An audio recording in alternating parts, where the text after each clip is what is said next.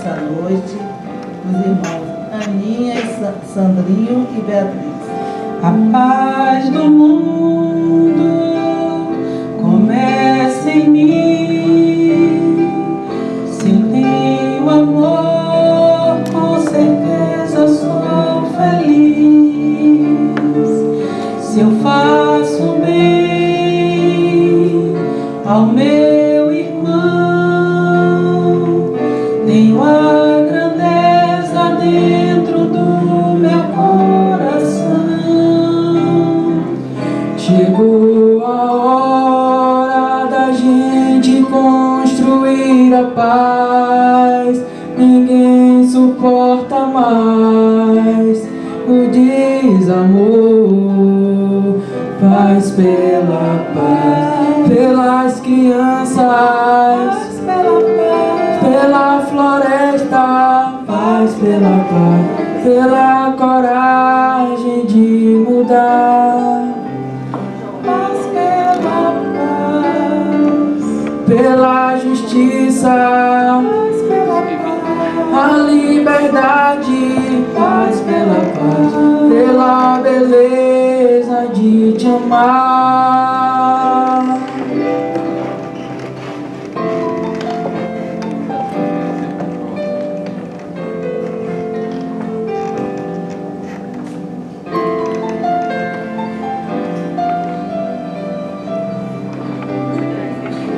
A paz do mundo começa em mim. Se eu tenho amor, com certeza sou feliz. Se eu faço bem ao meu irmão,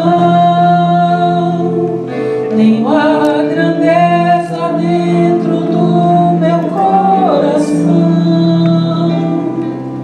Chegou a hora da gente construir a paz. Ninguém suporta mais o desamor. Paz pela paz, pelas crianças, pela floresta. Paz pela paz, pela coragem de mudar. Paz pela paz, pela justiça. Paz pela paz, a liberdade. Paz pela paz, pela beleza de te amar.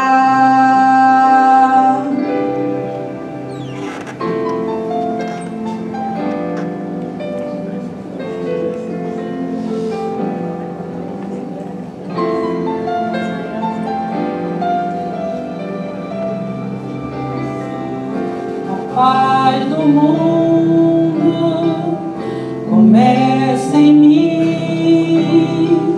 Se eu tenho amor, com certeza sou feliz. Se eu faço bem ao meu irmão, tenho a grandeza dentro do meu coração. Chegou a hora da gente construir a paz. Ninguém suporta mais o desamor.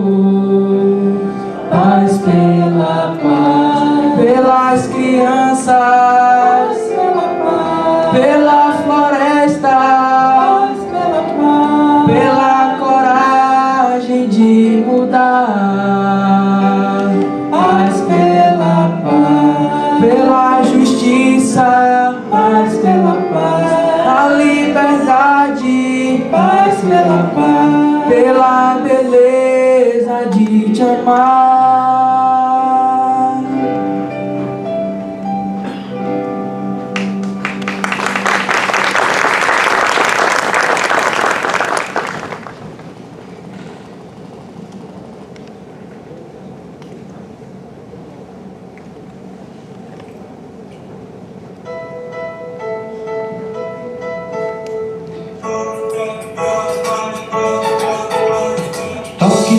toque, toque, toque. Pelas batidas as paredes falaram, e na Europa até as mesas giraram pra lá e pra cá, apontando as letras do alfabeto, ora no chão, ora no alto, no teto, formando frases, respondendo às questões. Quem é que estava por trás disso? Alguém se preocupou com isso e começou as suas investigações. E descobriu que aquele jeito esquisito foi a maneira que então os espíritos usaram pra chamar sua atenção.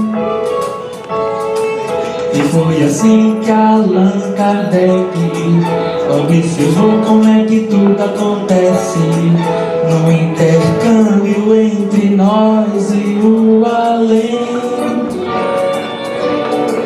Desenvolveu aquela nova ciência com muito estudo, muitas experiências, que o seu livro dos médiuns mostra bem.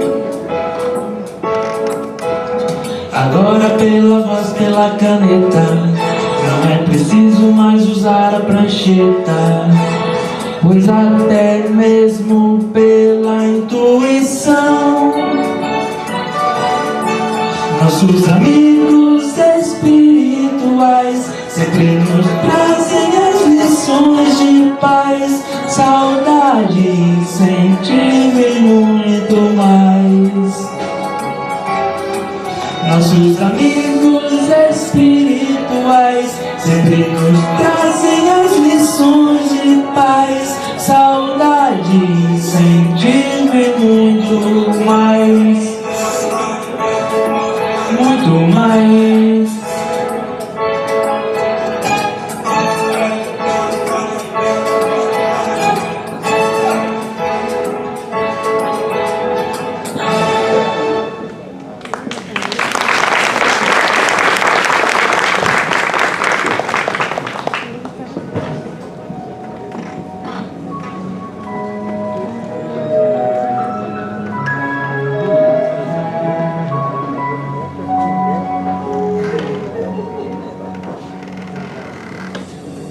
Uma palavra tão linda, já quase esquecida, me fez recordar, contendo 7 letrinhas e todas juntinhas se lê cativar. Cativar é amar, é também carregar um pouquinho da dor que alguém tem que levar. Cativou, disse alguém, laços fortes criou, responsável tu és pelo que cativou. Num deserto tão só, entre homens de bem, vou tentar cativar, viver perto de alguém. Vou tentar cativar, viver perto de alguém.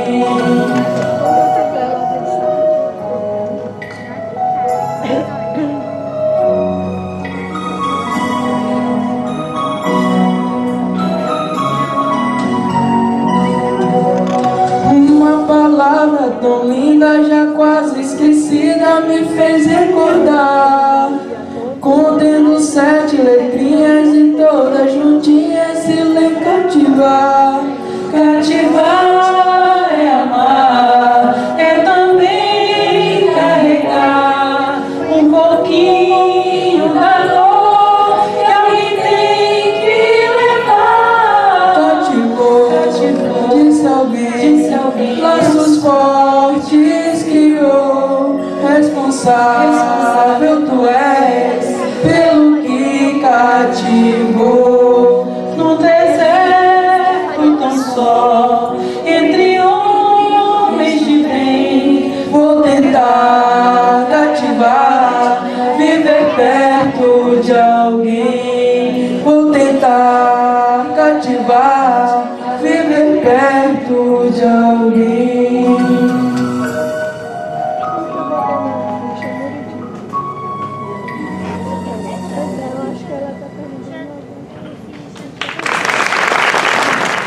Filhos das estrelas.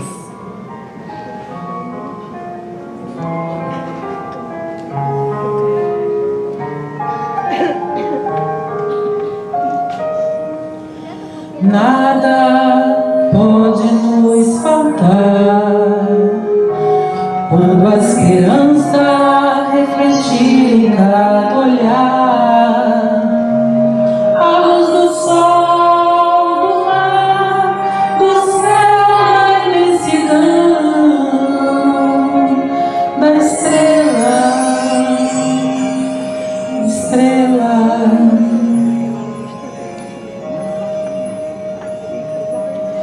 Agora não podemos desistir. Caminhos para a luz hão de se abrir. Somos os chamados filhos do Senhor, das estrelas, Senhor, das estrelas.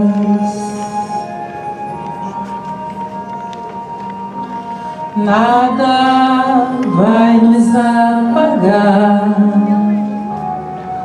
Cada um de nós já traz no seu olhar a beleza, a certeza de um novo amanhecer.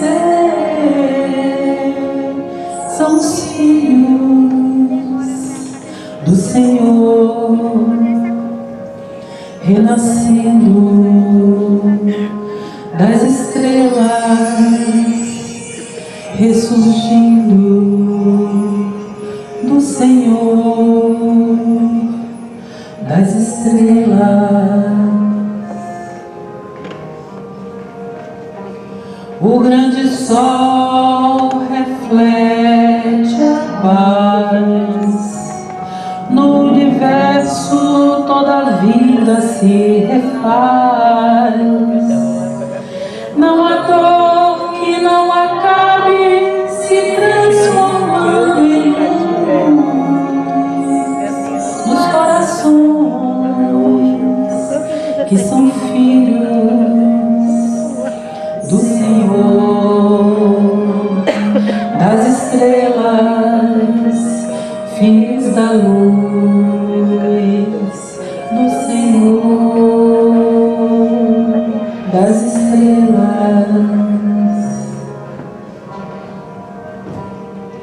O grande sol reflete a paz. No universo toda a vida se refaz. Não há dor que não acabe se transformando em luz nos corações que são filhos do Senhor, das estrelas, filhos da luz do Senhor, das estrelas.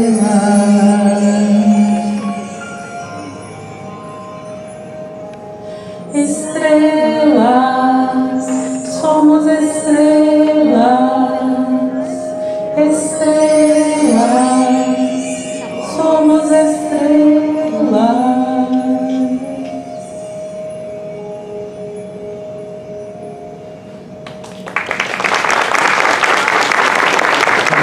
Muito obrigada. Assim, de certa maneira, competência e sensibilidade.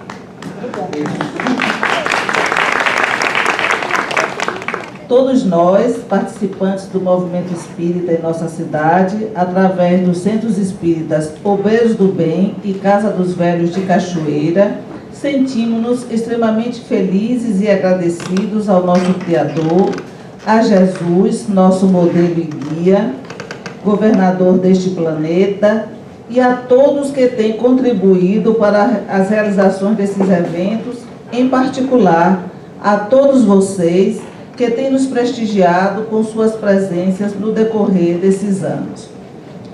Hoje iniciamos a 4ª noite da 20ª Semana Espírita de Cachoeira, cuja finalidade tem sido divulgar e esclarecer os fundamentos da doutrina dos espíritos para todos, trazendo temas que possam enriquecer e permitir a compreensão dos assuntos tratados sob a ótica espírita. Este ano, temos como tema central ciência, saúde e espiritualidade, e subtemas referentes a essa temática. O tema de hoje a ser abordado será o tema central da semana, ciência, saúde e espiritualidade, tendo como palestrante o nosso irmão Sérgio Tizen, que já se encontra aqui conosco. Agora, o palestrante da noite, para ter acesso ao palco. Vamos registrar aqui a presença dos nossos confrades e confreiras das casas espíritas das cidades circunvizinhas. A nossa irmã Maria Elífia, dirigente do Centro Espírita Deus e Caridade, da cidade de Muritiba. Edson Pereira, presidente do Centro Espírita José Pititinga. Virgínia Costa, coordenadora administrativa do CR2. Iênia Costa, coordenadora mediúnica da CR2. Agora eu convido a nossa irmã Cíntia, trabalhadora do Centro Espírita Casa dos Velhos de Cachoeira, para ter acesso ao palco e assumir a função de dirigente da reunião. Deus nos abençoe e nos conceda a tua paz. É com muita alegria a presença de vocês aqui hoje e muito honrados com a participação de Sérgio Tizen aqui conosco na 20ª Semana Espírita de Cachoeira. Então, como de costume, já há alguns anos, nós vamos iniciar a fala de Sérgio Tizen com a entrevista, a conhecermos mais um pouco sobre a história dele e o Espiritismo.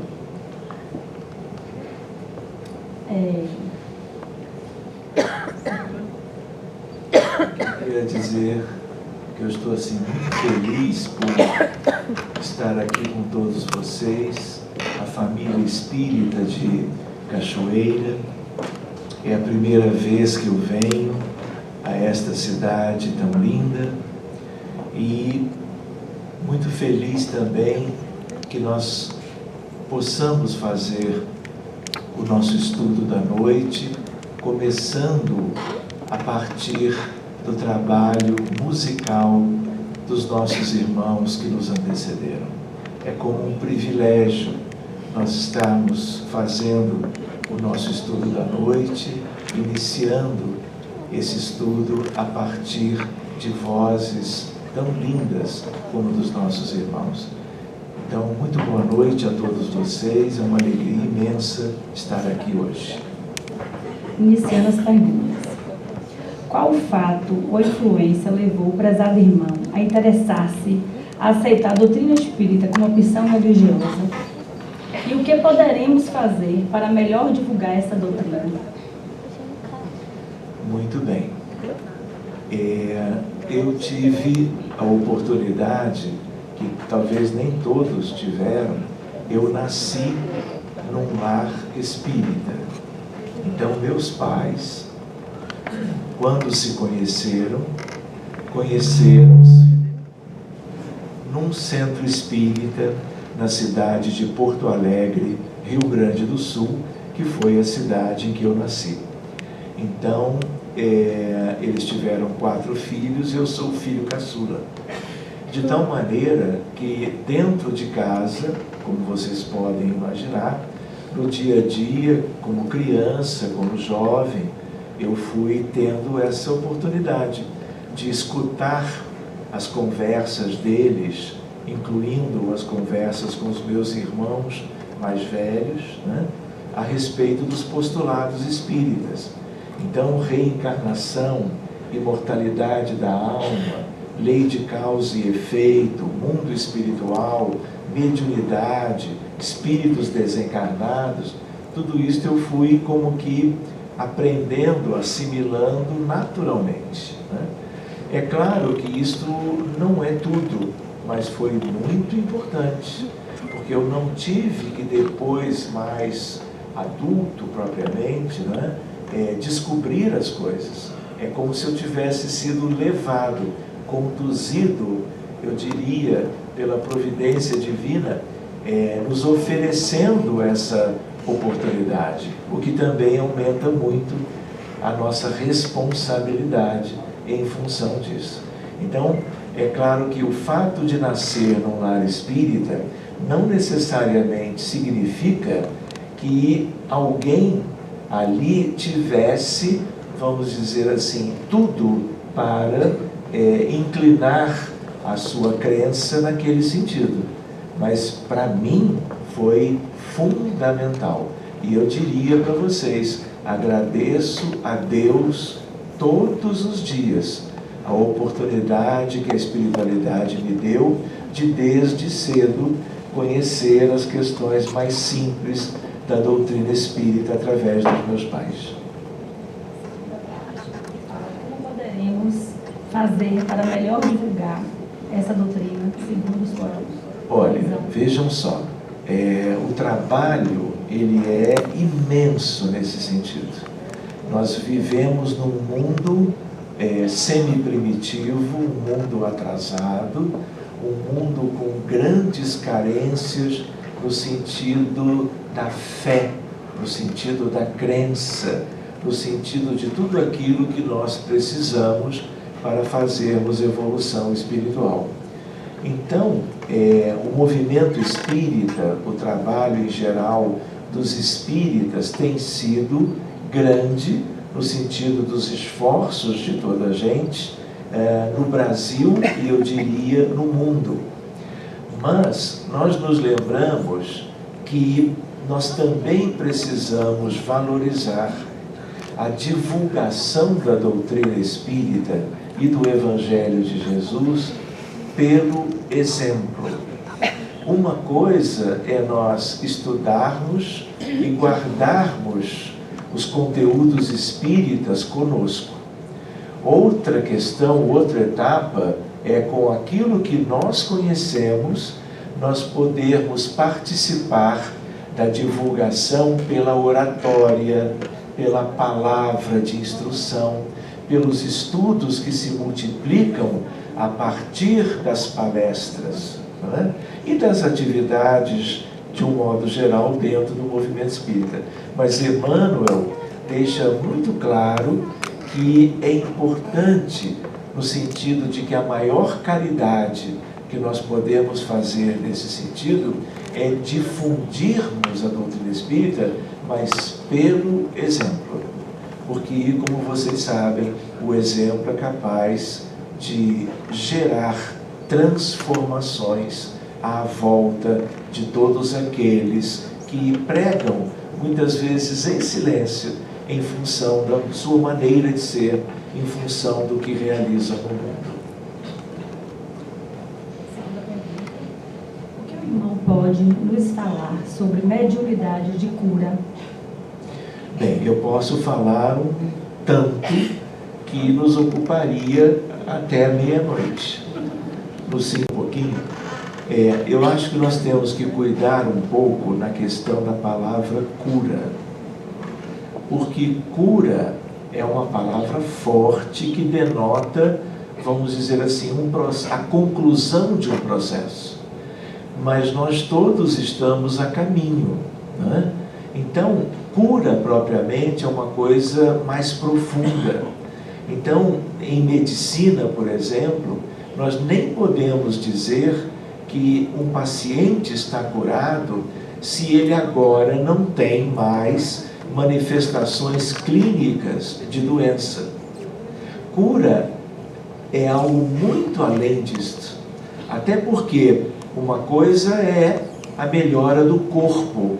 Até podemos pensar a cura do corpo, mas a cura do corpo não significa a cura do espírito, que é algo muito mais profundo, abrangente, relevante e que é, vamos dizer assim, a meta final, no sentido de que somos um mundo hospital, como vamos ver daqui a pouco, e a ideia de que estamos num longo processo de recuperação. Agora, quanto à mediunidade de cura, por assim dizer, é algo que nós temos que conhecer, nós temos que desenvolver possibilidades de utilizarmos a faculdade mediúnica também para isto.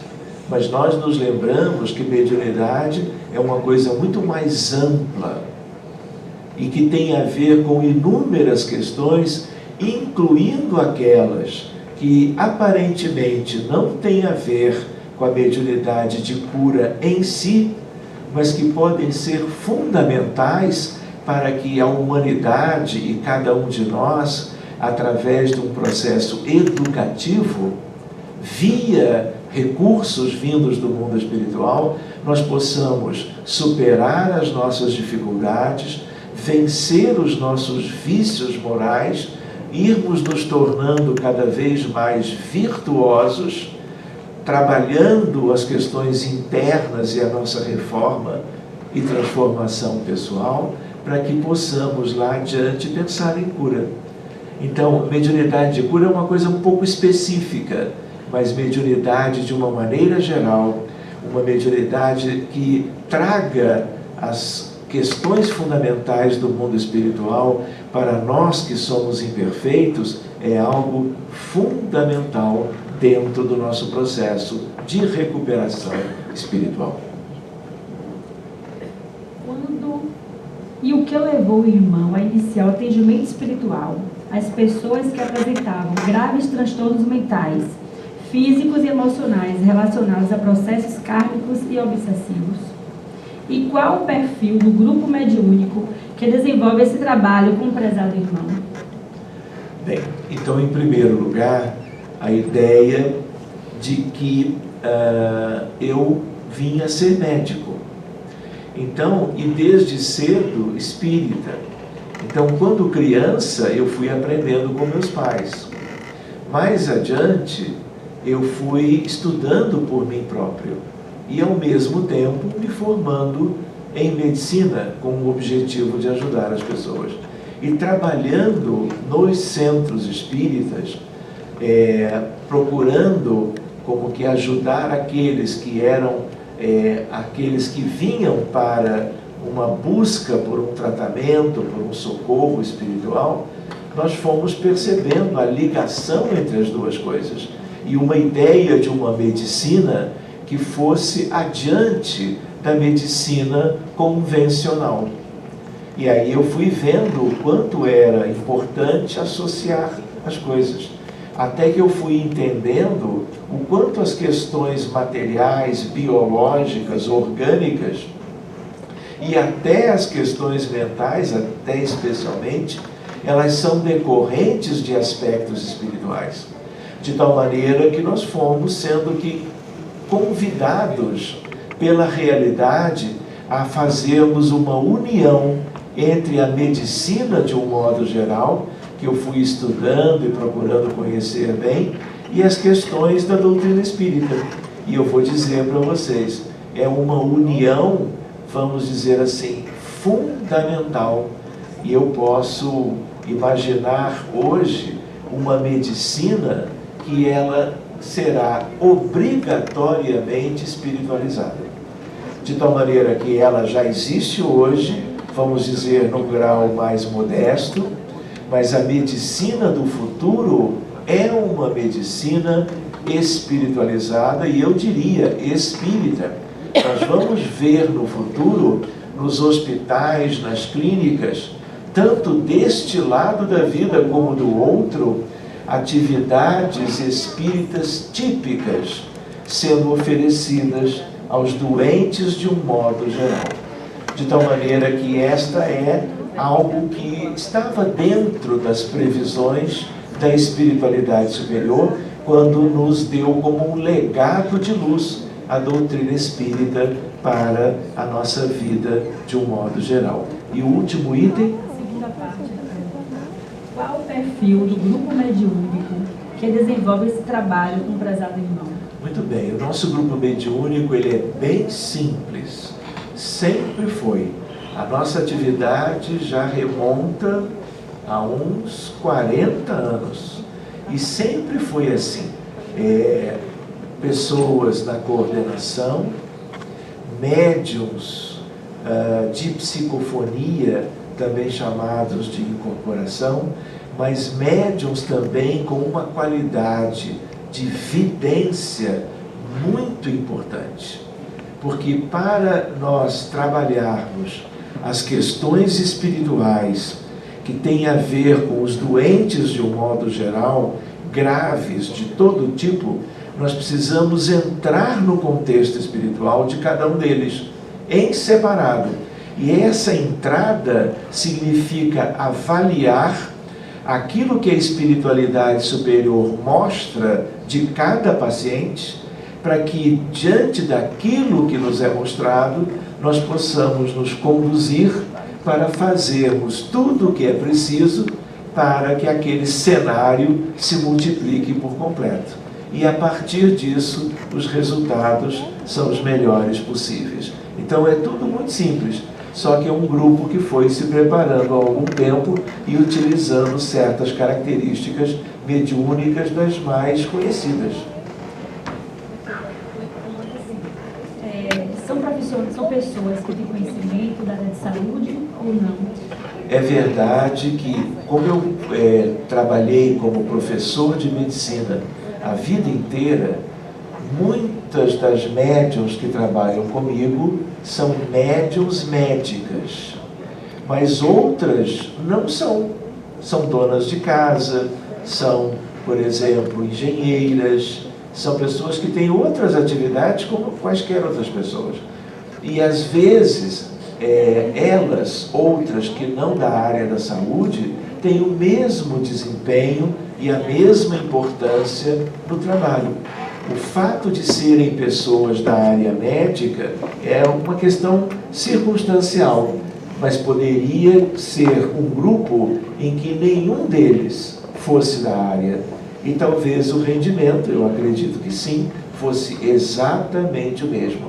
Agora, uma coisa é certa, são pessoas que estudam conosco a doutrina espírita há muitos anos, de uma maneira regular, de uma maneira objetiva, sempre procurando aquilo que todo médium deve procurar. É o estudo continuado da doutrina espírita, mesmo que já tenha, antes de começar a participar, algum trabalho, alguma ilustração, alguma formação como espíritas. Né? O médium tem que ser aquele que estude a vida inteira. E mesmo assim, nós ainda teremos que, nas outras, continuar estudando. Agradecemos essa primeira parte. Então, neste momento, eu vou estar passando a palavra para Célio Thyssen, que é palestrante, expositor, conferencista espírita, com atividades em diversos estados brasileiros e no exterior. Fundador e presidente da Sociedade Espírita Reencontro, em Copacabana, Rio de Janeiro, e do Grupo Espírita Francisco de Assis, na Barra de Tijuca, Rio de Janeiro também. Articulista e colaborador da revista Reformador, órgão de divulgação da FEB, graduado em Medicina, Cardiologia e Física, professor universitário, que neste momento irá abordar o tema central da Semana Espírita, Ciência, Saúde e Espiritualidade. Então, a palavra, Célio Thyssen. Então, gente, muito boa noite mais uma vez a todos. Eu acho que eu vou usar este microfone que eu já estou utilizando. Muito bem. Como vocês já sabem, este é um tema que tem a ver, como no seu título, com 3 questões importantes: ciência, saúde e espiritualidade. E a ideia, claro, é quando nós podemos, como espíritas, enxergar estas questões como que juntas, não é? Então, nós sabemos, por exemplo, que existe o conhecimento. E o conhecimento na nossa humanidade, ele tem a ver com 4 grandes áreas, que são as áreas do conhecimento. De tal maneira que nós temos a ciência de um modo geral, nós temos a filosofia, nós temos a religião e nós temos a arte. Ciência é algo fundamental para a evolução da nossa humanidade, a evolução pessoal de cada um de nós. Que o espírito humano, filho de Deus, evolui em dois grandes aspectos, sempre, onde quer que esteja, não apenas na Terra, mas no universo divino. São as duas grandes asas do espírito imortal. Uma delas é a asa da ciência universal, para além da ciência que nós até hoje tivemos oportunidade de ir como que construindo e desenvolvendo ao longo das eras. Mas nós também temos que desenvolver a outra asa, que é a asa do amor, da bondade e das outras virtudes que se relacionam com as conquistas espirituais que vão nos remetendo a uma felicidade cada vez mais ampla, independente de estarmos na Terra ou de estarmos no mundo espiritual da própria Terra e nas regiões variadas de tudo aquilo que significa a criação de Deus. Então, quando nós trabalhamos a ideia da ciência, claro que em termos de saúde e espiritualidade, nós vamos lembrando de uma área da ciência, que é a ciência médica. Outra ideia é a ideia de saúde, como nós vamos ver daqui a pouco. Saúde hoje, pela própria OMS, Organização Mundial de Saúde, é algo já para além da condição de não haver doença. É um bem-estar a vários níveis. E é isto que um dia todos nós conquistaremos para nós e talvez alguns de nós colaborando para que outros tenham as mesmas conquistas.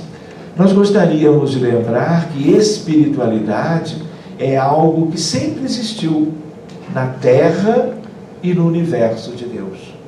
A única questão é a questão que significa que a partir da emancipação do conhecimento, nós vamos valorizando cada vez mais a ideia de que existe o mundo espiritual. E, para além do mundo espiritual concreto à nossa volta, que tem a ver com a nossa origem, com a nossa essência, tudo na vida, no sentido mais profundo, tem a ver com a espiritualidade. Espiritualidade que são conquistas de cada um de nós ao longo do tempo, e esta questão espiritual é a questão essencial da própria vida. Então, há um entrelaçamento entre as ideias de ciência, saúde e espiritualidade. Quando a gente lembra de saúde em meio a tudo isto, é inevitável que nós recordemos a questão da medicina em si. E é isto que nós vamos trabalhar um pouco mais na noite de hoje. E ali então nós colocamos o nosso título e vamos ver alguma coisa entre hoje e amanhã sobre medicina da alma e casos ilustrativos. De tal maneira que nós poderíamos começar lembrando para nós próprios sobre que mundo é este. Nós vivemos aqui há milênios incontáveis. Então, vida e mundo é isto aqui. Porque este é, por assim dizer, o único que nós conhecemos. Ou pelo menos, se já viemos de outras realidades, agora nós estamos aqui. E nós não nos recordamos de como era a vida num outro planeta qualquer. Então, para nós, a visão que nós temos de mundo é esta. E como espíritas e em contato com o mundo espiritual, nós vamos aprendendo que este é um mundo de provas e de expiações. E quando nós nos lembramos de expiações, nós nos lembramos de sofrimento. E se existe algo que gera sofrimento para o indivíduo para a família e para a sociedade é a doença. Seja ela uma doença clínica grave, seja ela uma doença mental importante. Porque na medida em que nós vivenciamos a experiência da enfermidade, nós vivemos dificuldades especiais. E nós sabemos, a espiritualidade nos diz, a Terra é um mundo hospital, é um planeta hospital. O que significa dizer, e é curioso isto, todos nós estamos internados na Terra.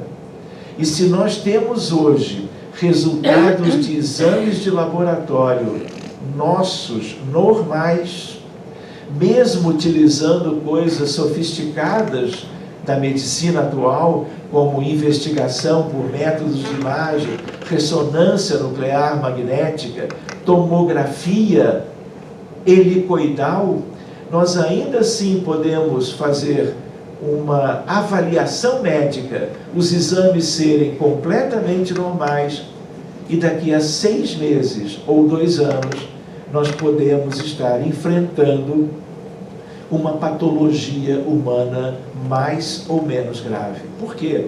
Porque este mundo é um mundo onde só reencarnam, salvo algumas exceções, espíritos como os nossos, que acumularam pendências, dívidas kármicas, porque vínhamos como que contrariando as leis de Deus.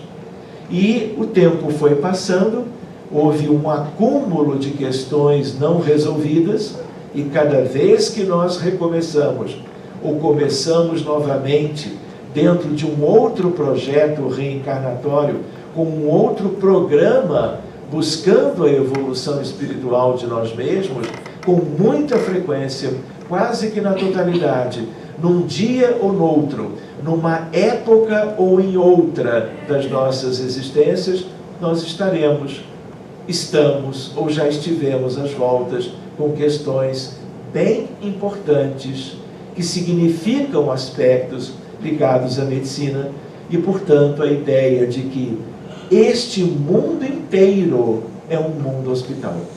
Aqueles que não são propriamente deste contexto só vêm à Terra, só reencarnam para nos ajudar.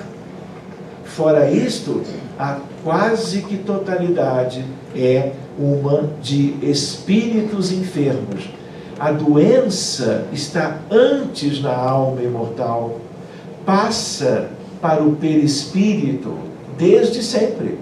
E do perispírito vai ou não, dependendo da programação, passar para o mundo celular, para os órgãos e sistemas orgânicos. E aí nós vamos adoecer. Por isso que quando você analisa a história da humanidade nesta Terra, neste planeta, você vai encontrar registros de pessoas doentes e de figuras de pessoas que eram terapeutas na época, desde a antiguidade, até nos povos primitivos que viviam em cavernas, mas aqueles que tinham uma condição, um discernimento e faziam algo a benefício dos pacientes de então. Por isso a ideia de que quando no futuro nós vivermos toda uma longa etapa de regeneração, ao final dela, o número de pacientes com variados problemas como temos hoje será incomparavelmente menor. E na transição de mundo regenerado para mundo ditoso ou feliz, as doenças vão deixar de existir na Terra e naqueles que aqui estiverem vivendo. Então nós não podemos esquecer, somos 7,5 bilhões de humanos reencarnados hoje. E temos 13,5 bilhões de humanos desencarnados agora no mundo espiritual. E essa totalidade, vamos dizer, de aproximadamente 20 bilhões, são 20 bilhões de doentes. A minoria é diferente disso. Quando Emmanuel, no livro chamado Roteiro, no capítulo Grande Educandário, é quando Emmanuel informa o número de pessoas que vivem aqui. Às vezes um pouco menos, um pouco mais, mas há uma ideia completa de 20 bilhões de pessoas. Mas como aqui é um grande educandário também, as coisas se entrelaçam. A ideia de um processo educativo, de recuperação de aspectos de conhecimento que nos levem a progredir espiritualmente, para que não adoeçamos de futuro como temos adoecido tão frequentemente até hoje. Então essa é uma lembrança sobre que mundo é este. E, portanto, a ideia, afinal, quem somos? Nós não podemos compreender que a vida do universo é como a vida na Terra. Isto aqui é um caso particular. Nós, como sempre estivemos aqui, ou estando aqui há tantos milênios, fica parecendo que o universo é isto, mas o universo não é isto. Isto é um caso à parte. É a mesma ideia, como se você desejasse conhecer a cidade de Paris, na França, chamada Cidade Luz, com tantas coisas lindas para serem conhecidas e apreciadas, e você vai para Paris e entra no Hospital de la Salpêtrière, que é um dos melhores hospitais da capital francesa. Se você fica tão somente naquele hospital, você não terá ideia de Paris. Vocês entendem? Então é como se nós estivéssemos num hospital e estamos lentamente nos dando uma noção, procurando e obtendo uma ideia melhor da vida universal. Dependendo do avanço da ciência de um modo geral e da astronomia e da astrofísica e da cosmologia em particular. Nos tempos de Galileu, nós tínhamos uma ideia do universo. Quem lê o livro A Gênese, vê Galileu assinando a uranografia geral, vai ter uma ideia melhor.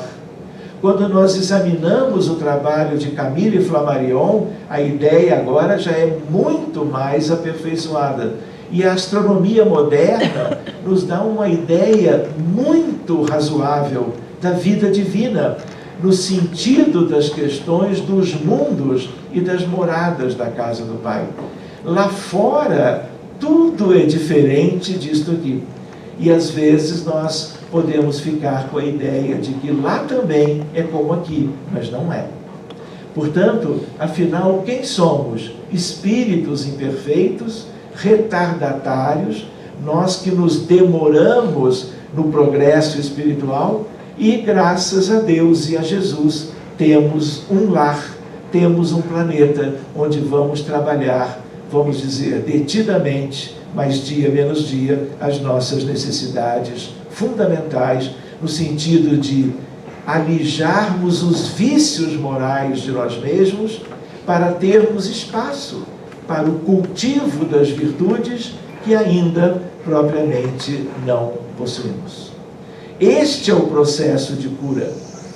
Deixarmos de ser viciosos do ponto de vista de orgulho, egoísmo e vaidade, para sermos virtuosos no sentido de tudo aquilo que tem a ver com a vida dos grandes espíritos, que um dia nós também haveremos de ser. A medicina que existe desde sempre, a ideia do sentido da vida, nós havíamos comentado. Por que nós vivemos num mundo hospital? Porque estamos num processo de recuperação. E o sentido da vida nós precisamos conhecer. Reparem que nós estamos em Cachoeira esta noite, no interior da Bahia. Somos todos, a princípio, espíritas. E nós estamos numa noite de sexta-feira estudando as questões da vida, com a ideia, a finalidade de crescermos. Mas aqueles tais muitos bilhões, onde estão e o que estão fazendo hoje? Qual é o entendimento da grande maioria daqueles que vivem na Terra quanto às questões essenciais das virtudes que nós precisamos conquistar? E a gente então repara como esse processo, do ponto de vista mais amplo e geral, ele será árduo, ele será longínquo, ele vai nos ocupar, em termos da humanidade inteira, por milênios ainda, até que nós pudéssemos ou possamos alcançar uma condição melhor. Por isso a ideia, qual é o sentido da vida? Quem é que vem pensando nisto? Se a gente lembrar, as pessoas têm vivido as suas vidas com muito pouco proveito evolutivo. Posso fazer uma pergunta? Qual é a frase que mais se escuta no mundo espiritual quando as pessoas desencarnaram, passaram por uma espécie de um período de transição, tornaram-se bem despertos e tiveram uma ideia da realidade lá do outro lado da vida, tanto a realidade ampla das esferas espirituais, como uma ideia de algo construído que era completamente desconhecido de si. E mais ainda, olhando para dentro e percebendo as dificuldades. Qual é a frase mais dita, conhecida no mundo dos espíritos após a volta para a vida no além-túmulo? Preciso prometer bombons? Qual é a frase? Ah, se eu soubesse. Então, se existe um sentimento, e tem a ver com isto, que é o sentimento da maioria quando desperta, é o sentimento chamado arrependimento, pela noção de uma perda de oportunidades valiosas, perda de tempo, no sentido de um pouco, como que útil, no sentido de buscar e de obter o que é o melhor, o que é o mais próprio, o que é o mais necessário. Então, há uma ideia de desperdício. Vida após vida, nós vamos desencarnando com pouco proveito evolutivo. No livro Depois da Morte, Leon Denis, que é uma figura extraordinária, que tem inúmeros livros preciosos, este é um deles, Depois da Morte. Caminho, Verdade e Vida? Não, este é outro. O livro que eu queria lembrar de Leon Denis é O Problema do Ser, do Destino e da Dor. São livros que nós devemos ler enquanto estamos encarnados, em que ele vai nos ensinando muitas coisas. E é neste Depois da Morte que ele diz: cuidem de aproveitarem no sentido real a existência, para que, realizando evolução espiritual, nós possamos deixar o mundo numa nova desencarnação melhores do que quando nós aqui chegamos, quando nós nascemos novamente, como, por exemplo, na encarnação atual. Só que Leon Denis diz isso para os espíritas de um modo geral, e muito pouca gente teve a chance de fazer a leitura da obra e refletir em torno desta proposta de Leon Denis para todos nós, para que nós entendamos o sentido da vida e possamos aproveitar isso tudo que Deus nos tem dado, acelerando a conquista da felicidade, e, portanto, com ela, a nossa marcha evolutiva. Nós nos lembramos, então, a dualidade, vícios e virtudes. E as duas coisas ocupam o mesmo espaço. Então, nós precisamos trabalhar ao longo do tempo, nos desvencilhando dos vícios milenares e procurando, com espaços novos, abertos no íntimo de nós mesmos, por nós próprios, tratando de buscar aquilo tudo que todos conhecem como as virtudes do espírito imortal. nós nos lembramos a importância do pensamento neste processo. Pensamento é ciência, pensamento é saúde, pensamento é espiritualidade. Por quê? Nós também não aprendemos no Livro dos Espíritos que o principal atributo do espírito é o pensamento? E, portanto, nós somos aquilo que nós pensamos.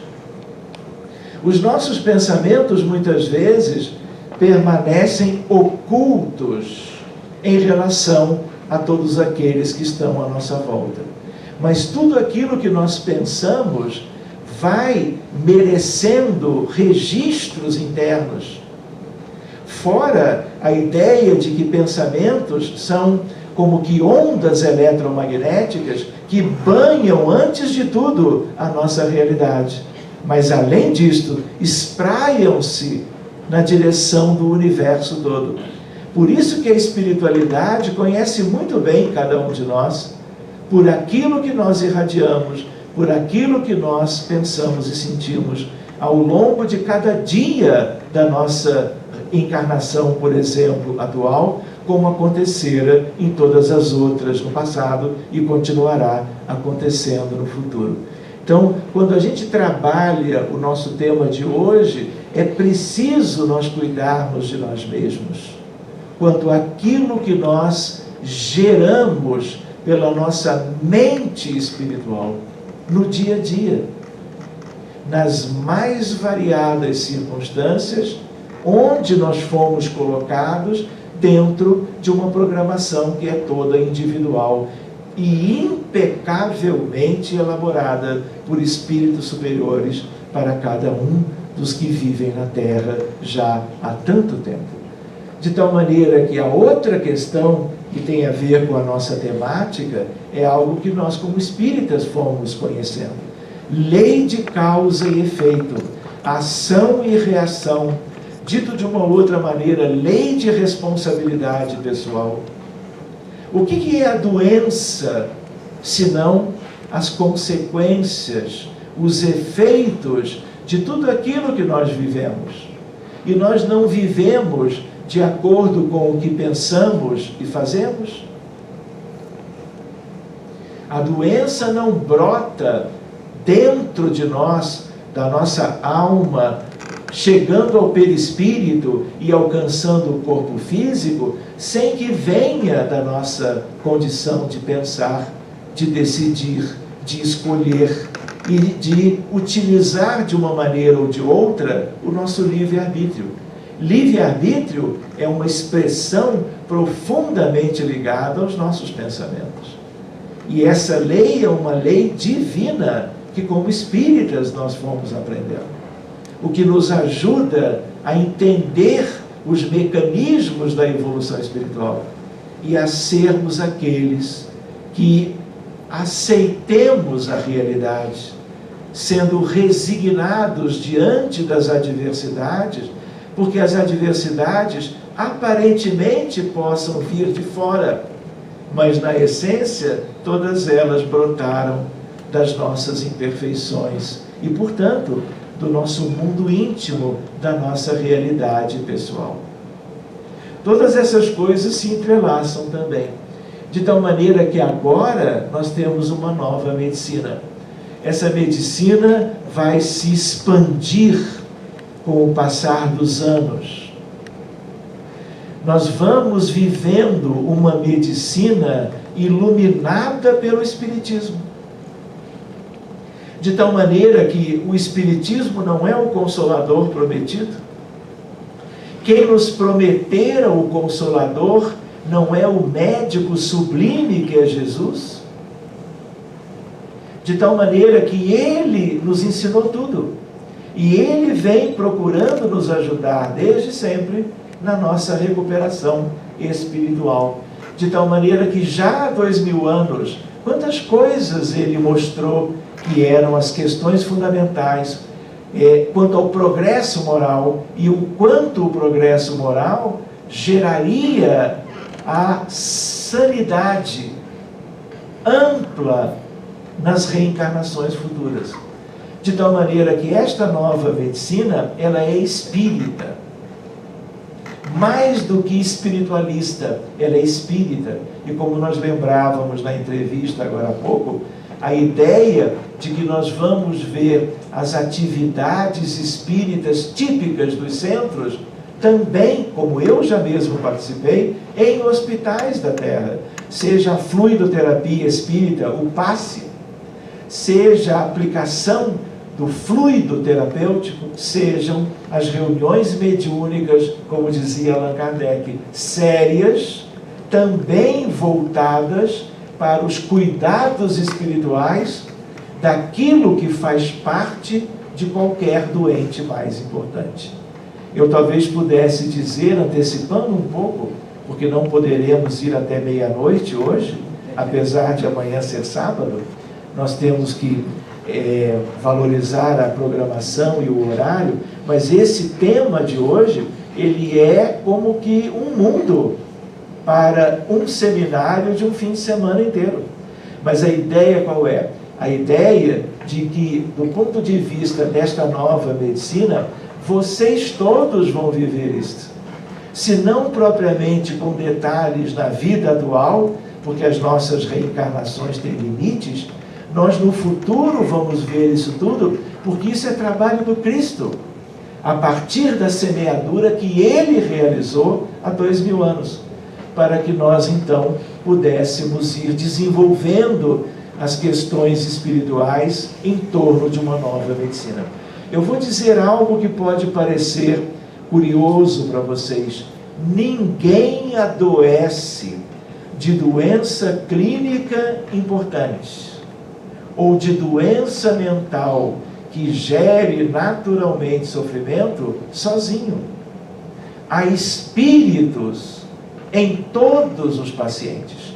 Em que sentido? Não é no interior, mas no entorno, com vínculos fluídicos construídos nas experiências mútuas do passado. De tal maneira que é algo típico, como nós poderíamos ver, até um certo tempo.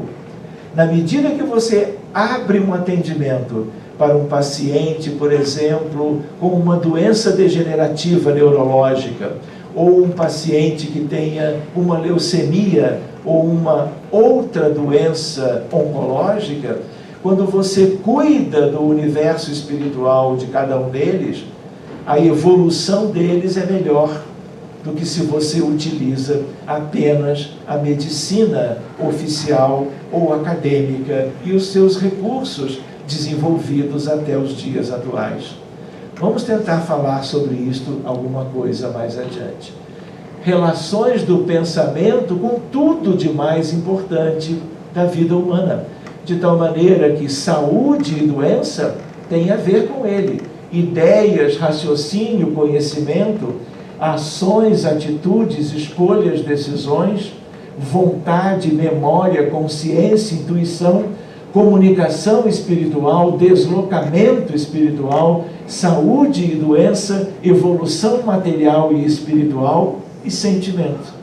Esse é um tema, ele próprio, para um seminário, mas nós temos que avançar. A ideia, como prevenir as doenças. E aí vem uma questão, que é uma questão curiosa, a gente não pensa muito nisso.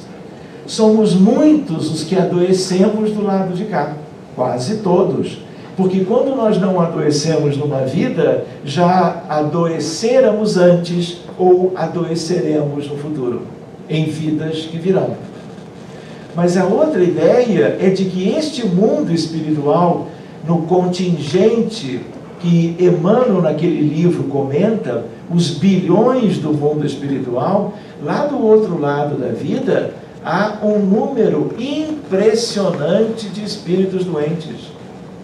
Ou nós ficávamos com uma ideia equivocada de que quando alguém, por exemplo, faz um infarto agudo do miocárdio, ou um acidente vascular encefálico, ou tem um câncer grave que evoluiu para a desencarnação a partir de metástases disseminadas, essas pessoas chegam no mundo espiritual, acordam e se encontram bem? O que vocês acham?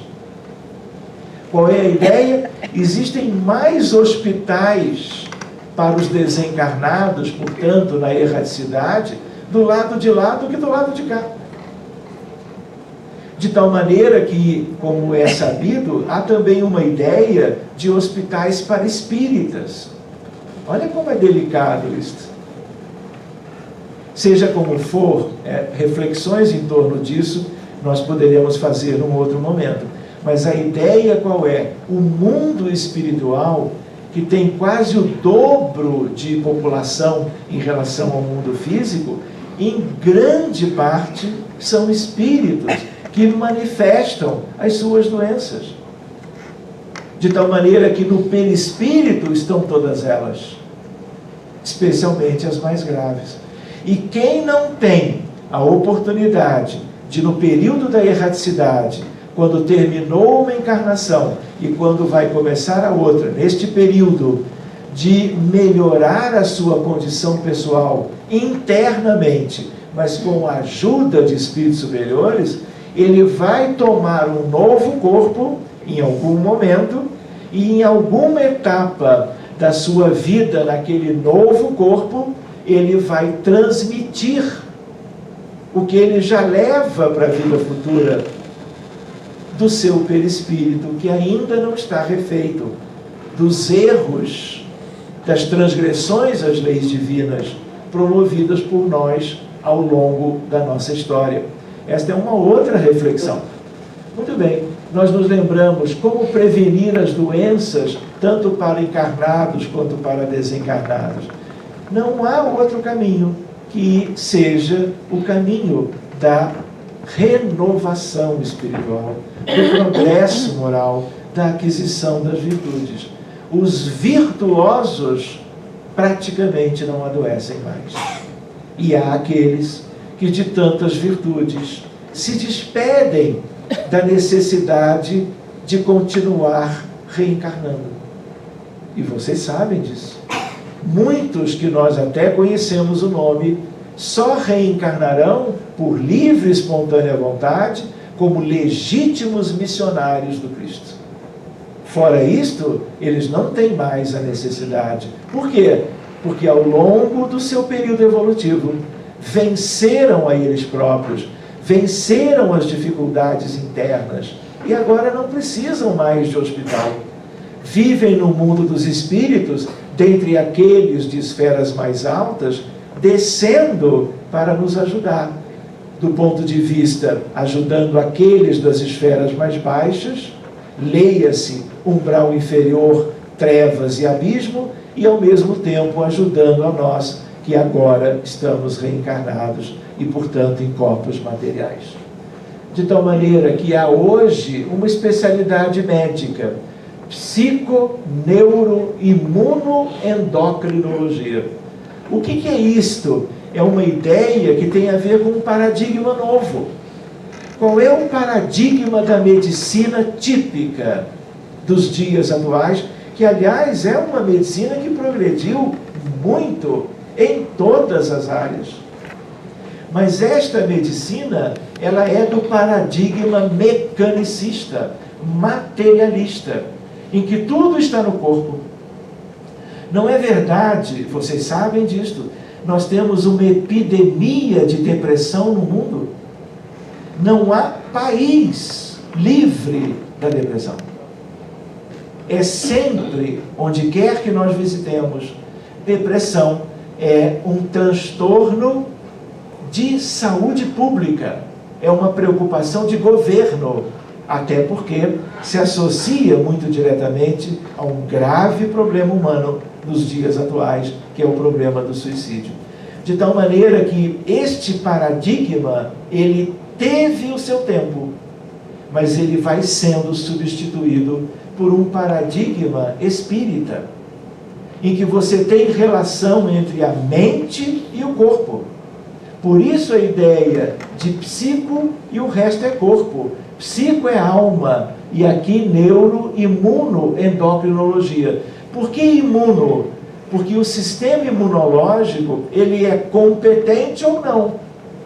Dependendo do que nós somos, em função do que nós pensamos e sentimos, este sistema imunológico, ele se torna mais ou menos competente. E aí vem as doenças infecciosas. Tuberculose é um bacilo que está no mundo inteiro, mas nem todos adoecem, porque tem competência imunológica. Então, a doença vem, exige a presença do bacilo de Koch, mas havendo competência imunológica, a doença não acontece. A mesma questão, a relação com as glândulas endócrinas. As questões endocrinológicas e as questões da imunidade têm a ver com o pensamento, têm a ver com escolhas, com progresso espiritual e questões insondáveis por uma medicina convencional dos dias atuais. Mas tudo isso está mudando. O paradigma novo relaciona mente e corpo. Quando a gente estuda a depressão, do ponto de vista psiquiátrico, há uma ideia de que faltam neurotransmissores cerebrais.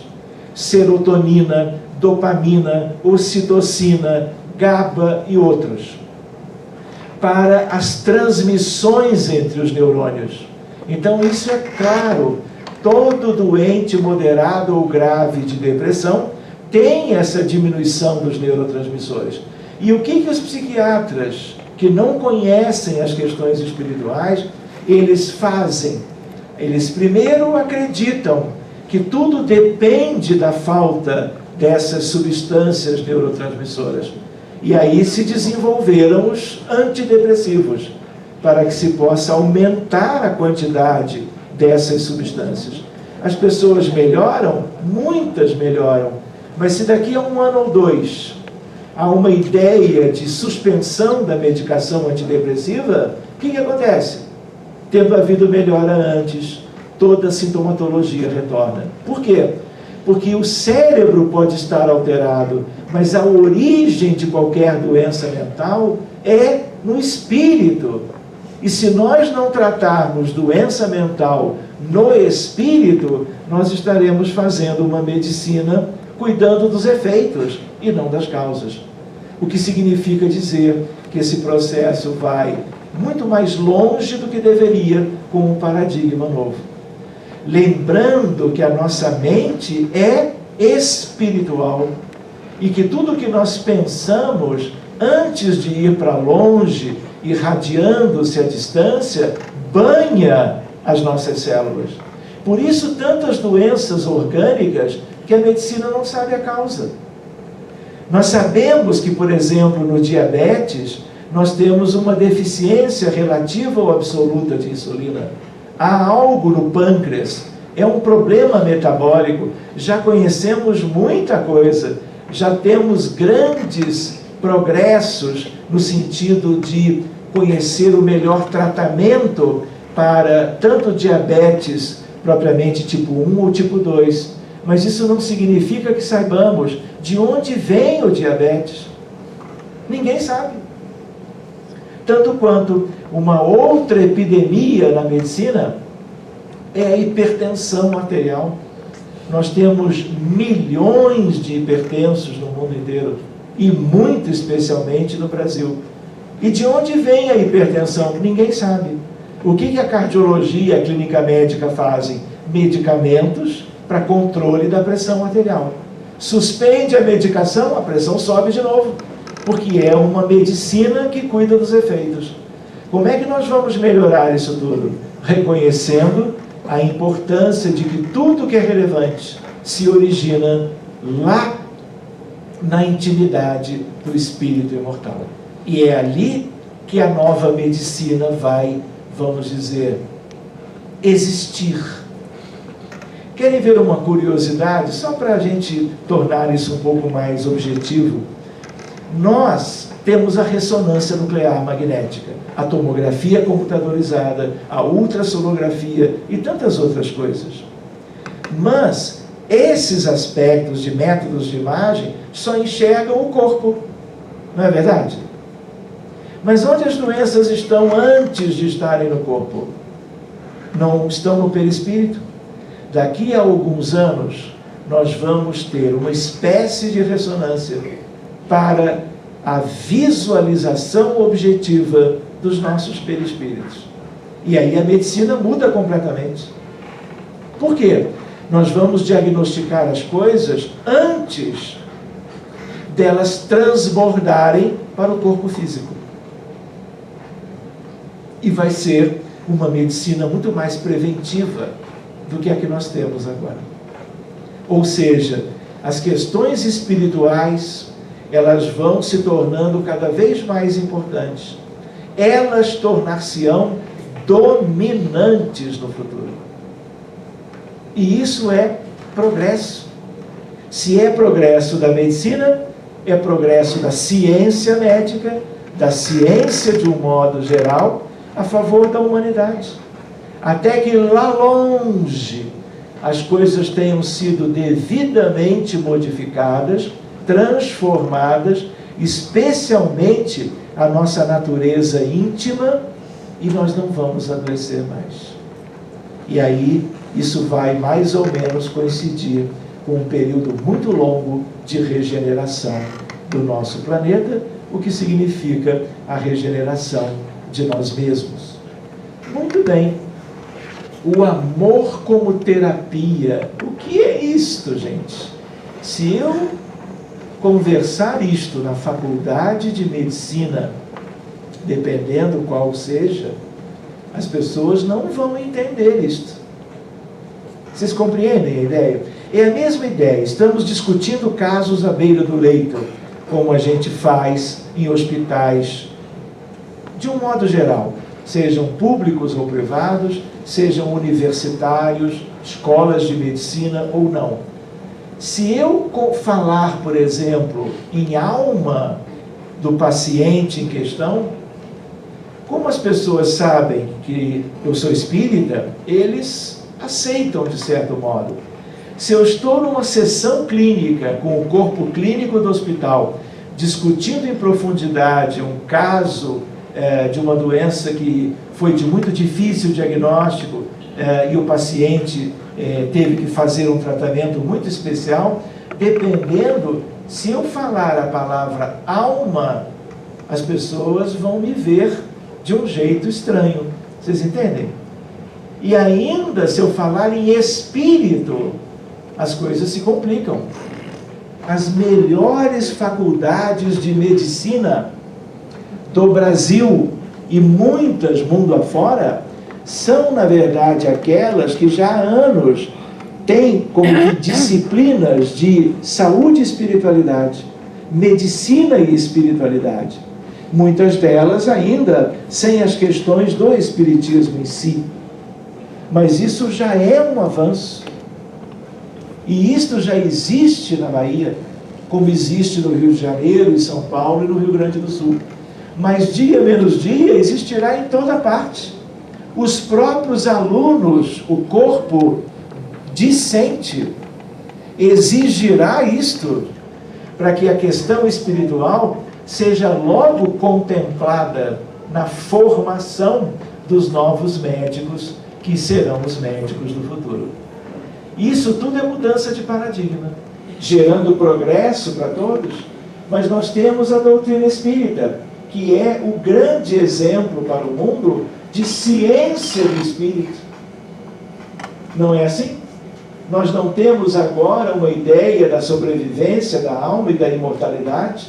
Nós não tivemos, com Allan Kardec, a ideia clara, e claro, com os espíritos da codificação, a ideia de que os espíritos interferem no mundo material, a ponto do espírito, respondendo a tal questão a Kardec, de ordinário, são eles que vos dirigem.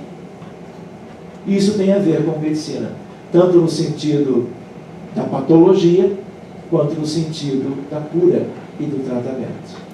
Isto tudo é um processo novo, por isso que é um paradigma, um modelo diferente, vamos dizer, promissor, e eu diria com vocês, ele é definitivo, porque o que nós temos é corpo e alma, espírito e matéria. Então, se nós tivermos, e quando tivermos, uma medicina que trabalhe as duas coisas, mas as bases já foram assentadas pelo Consolador prometido, que chama-se doutrina espírita. Muito bem, a ideia do amor como terapia tem a ver com uma medicina exercida com amor. Nós conhecemos uma medicina que se afastou disso. Muitos dos pioneiros na medicina, de um modo geral, eram aqueles que agiam com muita bondade, dedicação, fraternidade, empatia, solidariedade, compaixão pelos seus pacientes e pelos seus familiares. Mas o mundo foi crescendo de uma maneira própria, né? As coisas foram se multiplicando. Nós nos afastamos muito disto e nós temos que fazer o caminho de volta. Nós temos que buscar isto tudo novamente. Para que vocês tenham uma ideia, nós tivemos no Rio de Janeiro, em junho, um congresso internacional sobre transtorno do espectro autista, que é hoje um grande desafio para a humanidade. É mais uma questão geradora de sofrimento, que tem toda uma razão de ser diante de programação para a humanidade, para que as questões que ficaram no mundo espiritual, sem antes serem beneficiadas ou resolvidas, tivessem agora a melhor oportunidade na história da humanidade. Então, é um grande desafio também naquele mesmo sentido. Nenhum psiquiatra sabe de onde vem o autismo. E como eu dizia antes, eu poderia dizê-lo sobre a depressão, e eu posso dizê-lo em relação ao autismo. Autismo é doença do espírito, e no espírito tem que ser tratado. Assim como na depressão nós temos diminuição dos neurotransmissores, no cérebro das criancinhas com autismo, nós temos alterações do corpo caloso, do sistema das mini colunas, nós temos alterações relacionadas a áreas cerebrais de afetividade, de comportamento. Mas tudo isto não é a origem da doença. Isso é consequência dos dramas espirituais, destes espíritos que reencarnam e numa infância muito, vamos dizer, precoce, já manifestam os sinais e sintomas deste transtorno mental. Então reparem, o Espiritismo vai trazendo elementos fundamentais para uma medicina que alcance uma condição melhor de aliviar o sofrimento humano, o sofrimento espiritual das criaturas. E quanto mais o tempo passa, agora talvez um pouco mais celeremente, nós vamos encontrando os benefícios que a doutrina espírita, pelas instruções dos espíritos superiores, estão trazendo à comunidade médica e à medicina de um modo geral. Vamos adiante? Não sei quanto tempo temos. Eu deixei o relógio em casa, viram? Eu nem olho para ele. Alguém tem que olhar. Ela também está... Vamos aproveitar? Eu não trouxe o meu e ela também não. Então vamos seguindo. Não é verdade? Deixa eu espiar. Nós começamos que horas? 8h30. E sabe que horas já são? 9h30. Então nós vamos ficar mais 20 minutos, talvez? Até as 10. O que vocês acham? Preferem que eu interrompa agora? Não? 10 horas? Então fica um tempo combinado entre todos? Então vamos lá. A ideia qual é? Naquele evento no Rio de Janeiro, Congresso Internacional sobre Autismo, a palestra que me coube foi esse tema, o amor como terapia. Porque se existem questões, de um modo geral, que despertam a necessidade de ações fraternais revestidas da substância do amor para todos os pacientes e os seus familiares, o transtorno do espectro autista talvez seja o ápice dessa necessidade, para que possamos realmente tratar essas crianças e os seus pais e demais familiares com tudo de uma atmosfera de amor fraternal. Vocês entendem? E a ideia de acolher esses espíritos como profissionais de saúde com todo o amor possível. Porque o amor é algo que transforma, é algo que traz subsídios que nós não tínhamos, de regra, até os dias atuais. Seja como for, é mais um desafio a questão afetiva na relação médico-paciente. Fora todo o desenvolvimento de condições técnicas e habilidades ligadas ao estudo da medicina de um modo geral. E para que nós voltemos para as questões espirituais, e algo relacionado com uma das perguntas da nossa Cíntia, a ideia qual é? A ideia é de que, quando olhamos para cá e falamos, lembramos de mediunidade, o centro espírita vai poder participar de tudo aquilo de mais relevante, porque eu precisaria de médiuns com vidência, de médiuns de psicofonia, de médiuns com a condição de aplicarem os recursos do fluido vital terapêutico para cuidar dos encarnados deitados numa maca ou numa cama no centro espírita, tanto quanto nas reuniões mediúnicas de desobsessão ou de assistência aos desencarnados, porque, como víramos antes, a ideia qual é? Ninguém é doente mais grave sem ter espíritos vinculados àquelas suas questões. E quando nós cuidamos desses espíritos, o doente evolui melhor, com menos medicamentos, menos tempo de internação no hospital, maior chance de resposta ao tratamento médico convencional até a cura. Essa é uma experiência nítida. Quando nós olhamos para cá, por isso a palavra tesouro, eu poderia completar a mediunidade, vamos dizer assim, nos moldes do Espiritismo, de tudo aquilo que nós aprendemos a partir do livro dos médiuns, de todo o exercício da mediunidade salutar no centro espírita, gratuitamente, é algo como fundamental, eu diria, é o tesouro instrumental de uma nova medicina. Guardemos esta impressão. A questão da oração. Querem ver que curioso hoje? Na atualidade, vamos contar para vocês um estudo na área da cardiologia.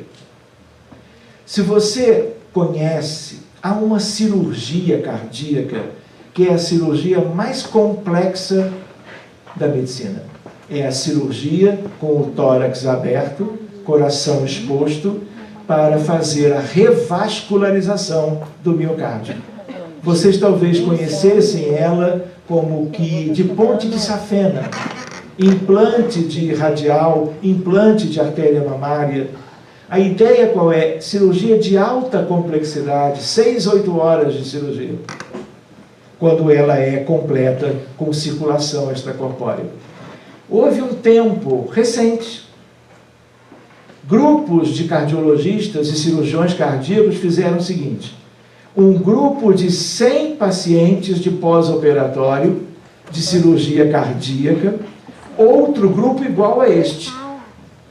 Mas, apesar de dois grupos bem semelhantes, só os pacientes deste grupo, além de toda a cardiologia e a medicina e os medicamentos e procedimentos pertinentes, este grupo também foi relacionado para receber o que a gente chama em medicina a prece intercessória. E aí, grupos de cristãos e não cristãos oravam pela recuperação no pós-operatório de cirurgia cardíaca de revascularização. E o outro grupo recebeu a melhor medicina, a melhor cardiologia, mas não recebeu a oração. E foi nítido ao final do estudo o benefício da prece. Um tempo muito menor de pós-operatório, uma alta hospitalar mais precoce, medicamentos em muito menor número e uma mortalidade menor. E o mais interessante, ninguém que se envolveu com a pesquisa era espírita.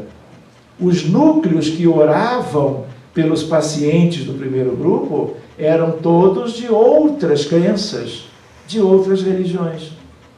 O que também nos ensina algo, no sentido de que o que importa é a prece, no sentido de algo que seja de generosidade, de ligação com a espiritualidade superior e com Deus, a benefício dos doentes.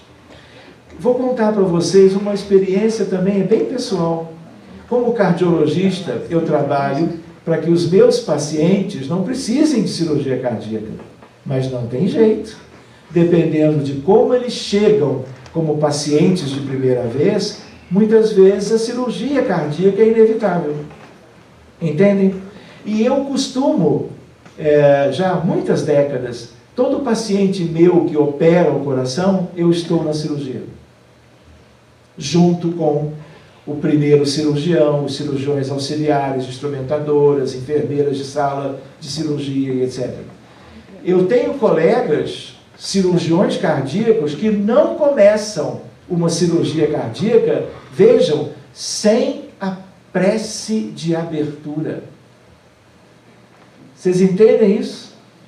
Olha que coisa especial nós começarmos a ver que as questões espiritualistas, as questões espirituais começam a se derramar sobre as atividades de um modo geral do ser humano. E na área médica, olhem o valor disso. Então, esse cirurgião especialmente, ele não é espírita. Eu é que usei o nome prece de abertura. Mas ele também considera uma cirurgia como essa de grande porte um verdadeiro trabalho espiritual. Como se aquele centro cirúrgico, aquela sala do centro cirúrgico, a partir da necessidade de um paciente qualquer, naqueles termos, fosse algo que nós devêssemos para ele, paciente, para o êxito do procedimento cirúrgico, se buscar propriamente a inspiração e os cuidados da espiritualidade maior. Eu até poderia dizer para vocês, mesmo sem a prece, não há cirurgia de grande porte sem bons espíritos no entorno. Muito bem, sigamos adiante mais um pouquinho. Isto aqui, não tem apenas algo a ver com a atividade médica de hoje para o futuro. Tem a ver com a prevenção. O que Jesus, o médico divino, dizia? Orai e vigiai. Lembram a lembrança do pensamento e a relação dos pensamentos com tudo na vida do que há de mais significativo? E a ideia é de que o que adoece na origem é o pensamento equivocado. Ao longo do tempo, vai se cristalizando e gerando escolhas equivocadas e transgressões às leis de Deus. Então a oração, ela tem exatamente o efeito de nos ligarmos ao alto, aos espíritos mais preparados, porque a oração sincera é gesto de humildade.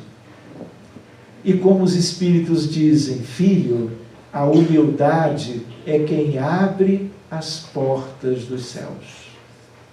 Para quem está embaixo, subir. E para quem está em cima, descer para nos ajudar. Muito bem. Conduta cristã, base para a reforma íntima.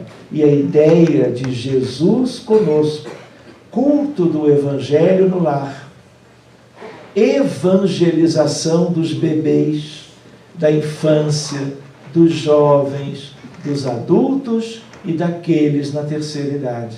Porque Evangelho é questão para todo dia, independente da idade do corpo e da condição atual, é sempre algo, se nós já não fazíamos, que nós comecemos a fazê-lo. mais dia menos dia, nós vamos ver o culto do Evangelho nos hospitais.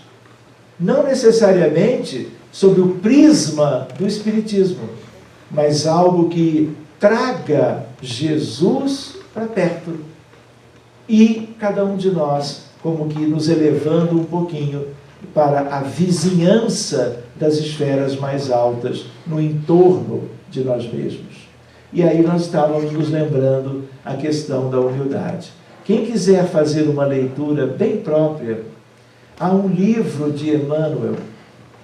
E neste livro, Pensamento e Vida, é um livro extraordinário para nós. É um livro astro. Posso falar? São 88 livros astros. Eu vou enviar para nossa irmã, a Cíntia, toda a lista. E aí vocês vão ver. Paulo Estevão, já leu. Quem não leu tem que ler. E logo, porque ninguém sabe o dia de amanhã. Nosso Lar, os missionários da luz, os mensageiros antes, e a vida continua. Humberto de Campos, Brasil, Coração do Mundo, Boa Nova. Todos estes livros nós temos que buscar a leitura.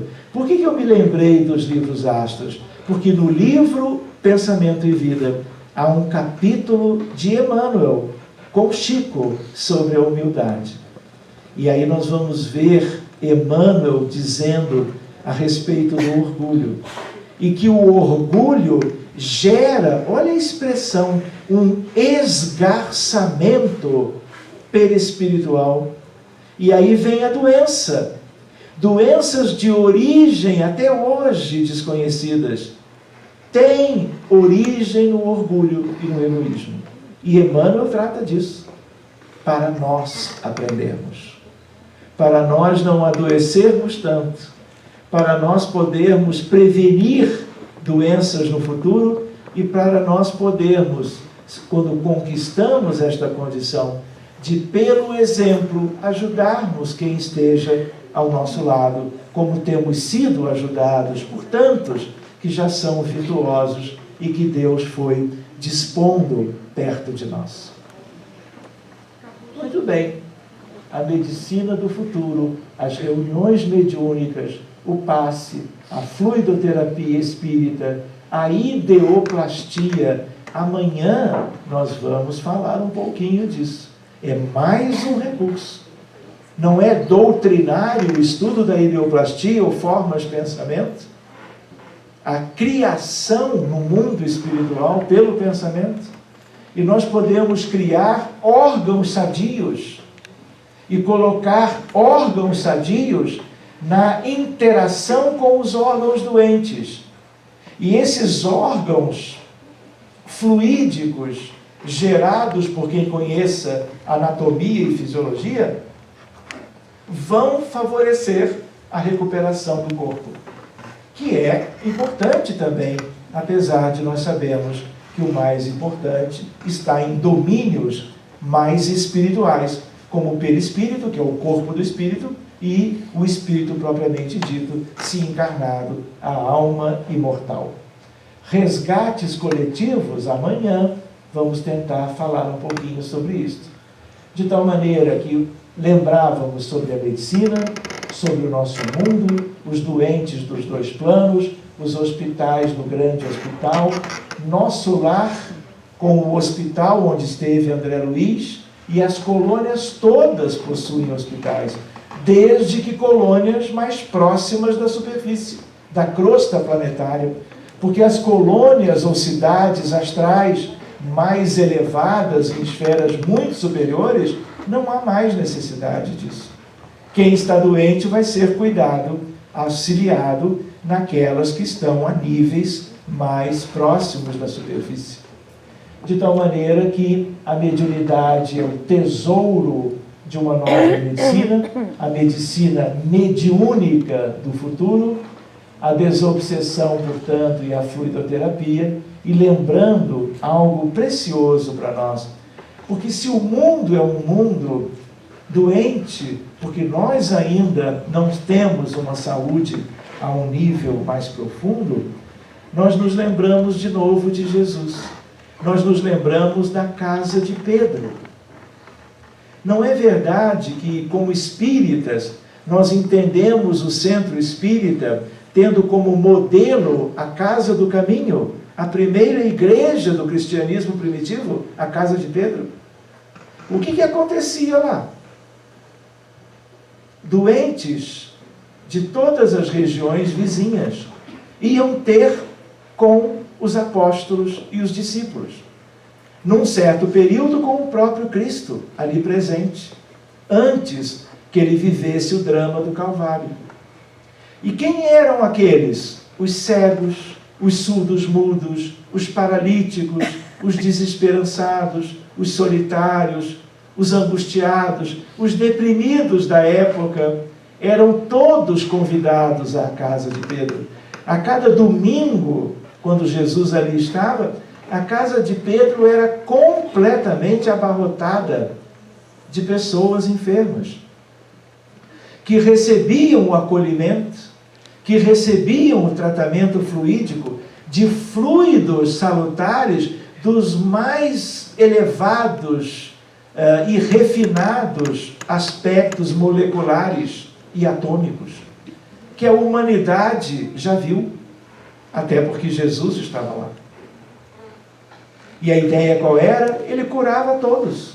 As pessoas foram melhorando gradativamente, chegavam com as suas aflições e saíam melhores, confortados, alimentados, vestidos. E ainda mais, um pouco mais adiante, Estevão era quem pregava a boa nova de Jesus na etapa seguinte.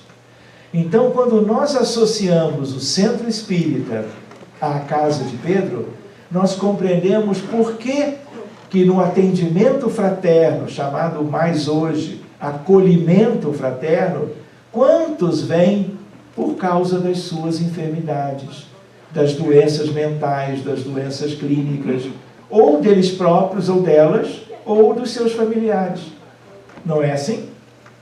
Então, nós precisamos lembrar o papel do espiritismo, do centro espírita, do movimento espírita, não que isso seja o aspecto mais importante.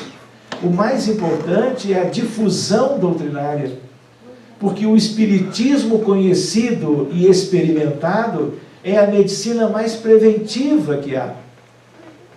Mas nós temos que nos lembrar que ainda o número de pessoas enfermas é um número incalculável, de milhares de doenças orgânicas e psiquiátricas, que é como que algo avassalador na vida humana. Do planeta Terra, claro, porque ele é um hospital para almas muito enfermas. Na questão da humildade, vale a pena lembrar, mesmo de nosso lar, André Luiz desceu, ficou lá alguns anos, até que lembrou da mãe, lembrou de fazer a prece, e quando ele ora, ele sobe. Alguém vem buscar, uma equipe, e levam André Luiz para a colônia. Não é verdade? E ele vai ser tratado no hospital. Ele recebe, ele tinha tido um câncer no intestino, desencarnou no pós-operatório imediato, e quando ele chega, ele deita para ser tratado pela imposição de mãos no mundo espiritual por Clarencio.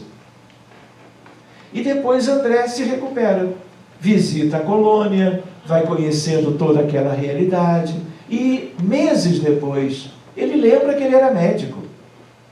E aí ele pergunta para um instrutor: eu gostaria, como médico agora, que eu já estou melhor, eu gostaria de ajudar a tratar, a cuidar dos doentes que chegam na colônia, que vêm do processo de desencarnação e em algum momento chegam à colônia Nosso Lar. Qual foi a resposta? Não, André. Você ainda não está preparado. Exercer medicina do lado de cá é uma coisa. Exercer medicina do lado de lá requer Claro, experiência prévia, mas algo além que André Luiz não tinha conquistado. E o que o Espírito disse para André Luiz? André, vá conhecer Narcisa na Câmara de Retificação. Vocês lembram disso? E o que ele foi fazer na Câmara de Retificação? Aprender com Narcisa, aquele espírito lindo, humilde, que tomava da vassoura e limpava o chão da Câmara. E o doutor de antes, agora era um doutor na limpeza. Porque ele precisava desenvolver questões sutis da vida moral. Vocês entendem? Para que aí sim ele ganhasse a permissão de ajudar, como ele até havia proposto. Em janeiro, ele trabalha com pacientes, procurando cuidar dos aspectos espirituais, já há muitas décadas. E aí, o que acontece? Nós estamos participando, dentro do possível, na área da psiquiatria, de congressos de muito bom nível dentro da medicina acadêmica. E o que é mais bonito da gente ver é o que, quando nós propomos levar a nossa pesquisa de como abordar a doença mental, e isso é lindo. Eu estou aqui, viajando do Rio de Janeiro agora, esses dias, mas vim de Lisboa. E eu fui a Lisboa desta vez para participar do 19º Congresso Mundial de Psiquiatria. E levamos uma pesquisa que é fruto do trabalho mediúnico. E aí, como é que esses doentes agora evoluem? Evoluem de uma maneira melhor.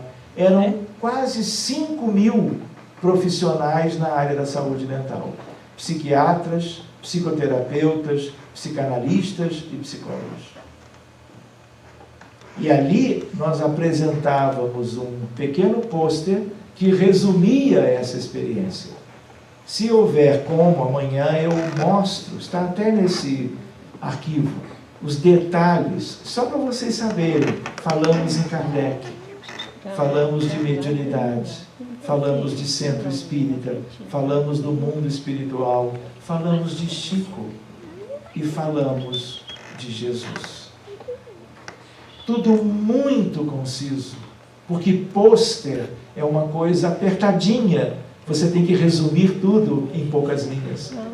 Mas talvez seja a primeira vez na história da medicina e da psiquiatria, talvez na história do mundo, que num evento de tão alto nível, alguém, na verdade, representando todos os irmãos espíritas, tenha tido a chance de colocar num trabalho de pesquisa Jesus Cristo. Então, quando nós estamos trabalhando, fazendo essas reflexões, nós não podemos perder de vista a origem da doutrina espírita e o quanto nós necessitamos dela, de conhecê-la bem, para que esse conhecimento nos auxilie à nossa melhora pessoal, à nossa conquista de algo que nós não dispunhamos antes, também para que nós possamos ser úteis àqueles que estão caminhando conosco por essas estradas, às vezes empoeiradas e longas das nossas vidas. Muito obrigado a todos vocês, obrigado a todos desta família que já aprecio tanto, mesmo estando tão somente hoje por uma primeira vez. Que Jesus nos permita nos reencontrarmos no futuro. Muito obrigado.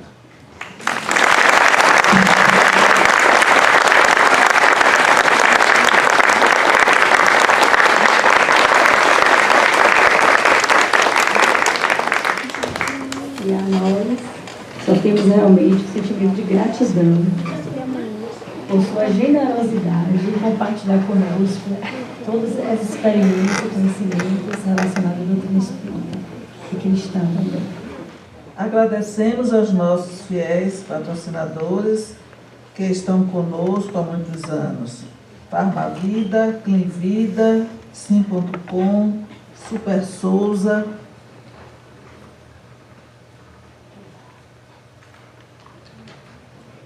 Rede Cordeiro, Pousada e Restaurante Pai Tomás e Cacau Show Cachoeiro.